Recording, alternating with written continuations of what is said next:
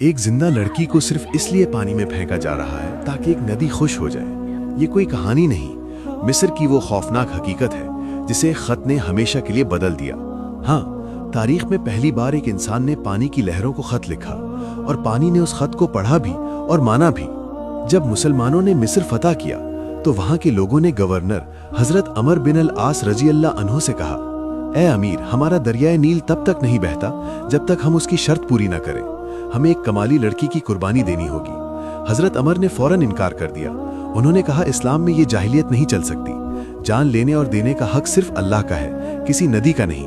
उन्होंने वो रस्म रोक दी, लेकिन अगले ही दिन से दरियाए नील सूखने लगा। पानी खत्म हो गया। कहत का डर इतना बढ़ गया कि लोग मिस्र छोड़ने पर मजबूर हो गए। लोग कहने लगे, देखा, नदी नाराज हो गई है। हजरत अमर ने ये देखा तो फौरन एक खत मदीना में अमीरुल मोमिनीन हजरत उमर फारूक रजी अल्लाह अन्हो को लिखा और पूरा माजरा बताया। जवाब में हजरत उमर का खत आया।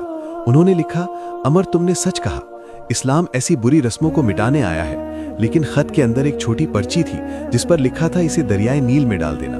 वो पर्ची किसी इंसान के नाम नहीं थी, उस पर लिखा था अल्लाह के बंदे उमर की तरफ से मिस्र के दरियाए नील के नाम। अगर तू अपनी मर्जी से बहता है तो मत बह, हमें तेरी कोई जरूरत नहीं। लेकिन अगर तुझे अल्लाह वाहिद अल कहार बहाता है तो मैं अल्लाह से दुआ करता हूँ कि वो तुझे जारी कर दे। हजरत अमर ने वो पर्ची सूखे दरिया में डाल दी। रात गहरी थी, लेकिन सुबह कुछ ऐसा होने वाला था जो साइंस और लॉजिक की धज्जियां उड़ा देगा। सुबह जब लोग उठे तो उनकी आंखें फटी रह गईं। सिर्फ एक रात में दरियाए नील 16 हाथ ऊपर आ चुका था। पानी पूरी ताकत से बह रहा था और मिस्र की वो खूनी रस्म हमेशा के लिए डूब गई। ये ताकत थी हजरत उमर के तौहीद और यकीन की। अगर आपका भी यकीन है कि हर चीज अल्लाह के हुक्म से चलती है तो कमेंट में सुभान अल्लाह लिखें।